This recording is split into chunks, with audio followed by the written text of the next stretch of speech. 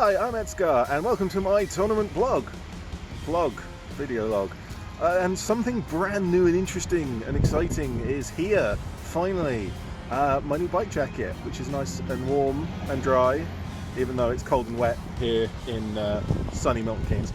You don't care about my bike jacket though, you're here for the new version of Volt Action, version 3, and today is my first organised event, the first tournament that we're running with 3rd edition rules. I have only managed to play one game of Bolt Action 3rd edition up to this point, so there's that. And today is a really gentle day. We've only got 2 games over the whole day, just to make sure that everyone has the space they need, the time they need to run through the rulebook and find out exactly kind of the differences between how we're used to playing and how 3rd edition now plays.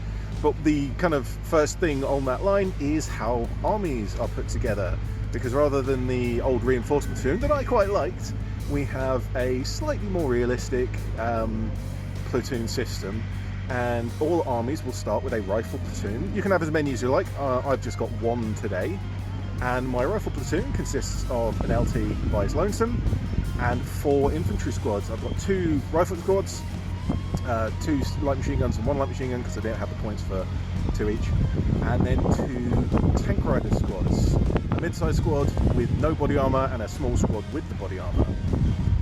And there's also a forward artillery observer and a sniper in the rifle platoon as well. My second platoon is an armoured platoon. I've just got 2 vehicles there, it's a T-70 light tank and a T-34, and as you expect, the 2 tank rider squads are going to be rolling around on the 2 tanks. I also then have a heavy weapons platoon, which is an inexperienced LT, again running short on points for what I wanted to do, but 2 machine guns, a medium and a heavy, and 2 mortars, a light and a medium.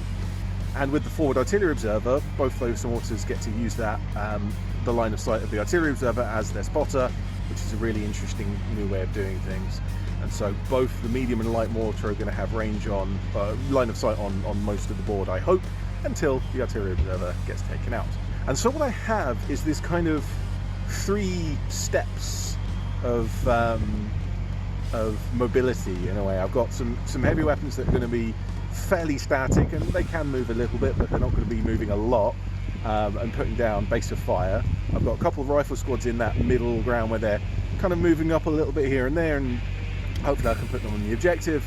And then I've got the 2 tanks with the tank riders, the tanky descent to kind of move up and cause havoc. So we'll see how that plays, because it might be really quite effective.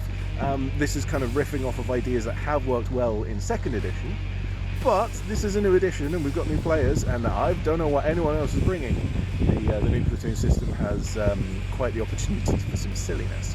I'm officially helping out today, so I really need to get inside and start setting up the tables, and then we can get playing. Alright. And get to playing I did.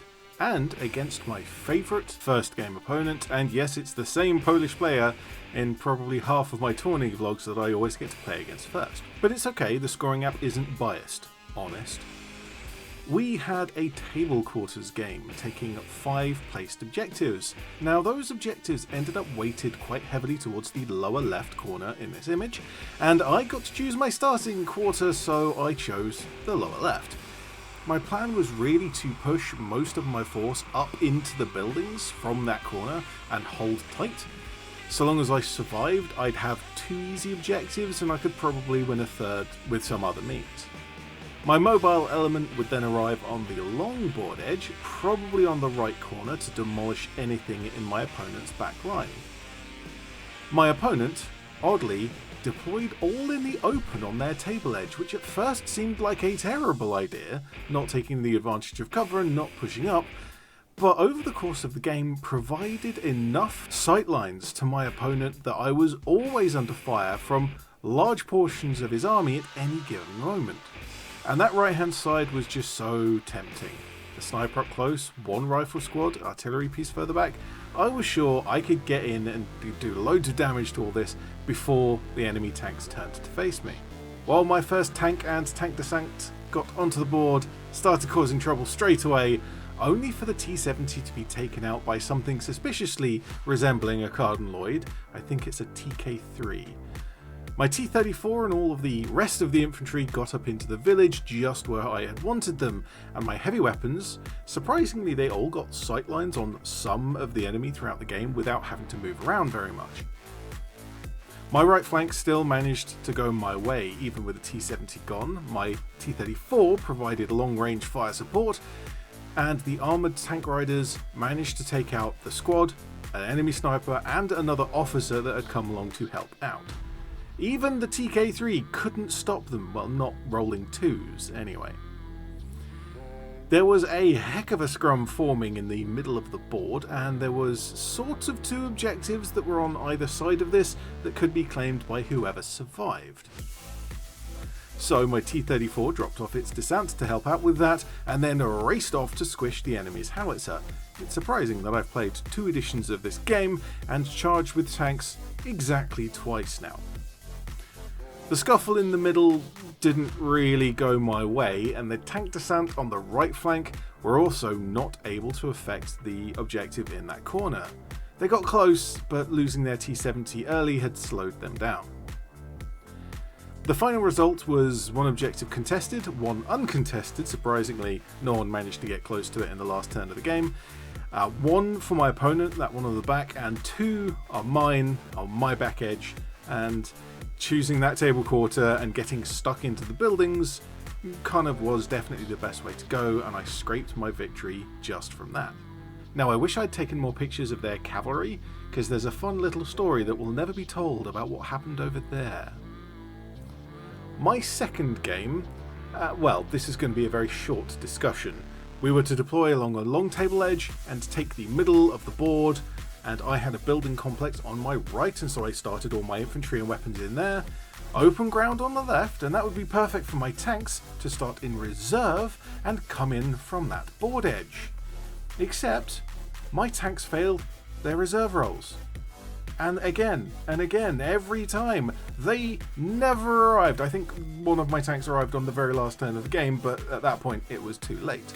My American opponent was taking advantage of their air support, and managed to blow up an entire squad of mine in one go. So with my 2 tank descents and 1 squad gone, there was just 1 of my infantry squads left, and I really wasn't able to do much after that.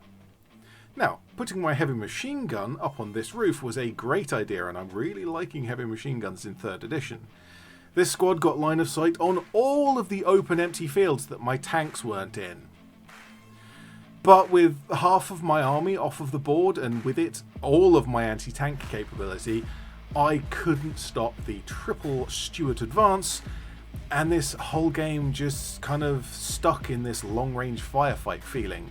Not a lot of casualties on either side, except from the planes, that is. All told, a good fun opponent, and I hope to play against them sometime, with my army actually on the table, perhaps. Well, with the new rules starting to sink into my head, and a win and a draw putting me about halfway on the leaderboard, which is where I usually place, I won a special edition General Monty figure, which is interesting. I will at some point be doing more of a discussion of the changes between 2nd and 3rd, and I know everyone else has already done that weeks ago, but I didn't get the rules early because I'm not a famous YouTuber, and I've only managed to play 3 games so far. And so I wasn't happy talking about it until I know more, and I now feel I know more, so I can get stuck into writing that. But that's for another time. For now, I'm ED-SKaR, always will be, and thank you very much for watching.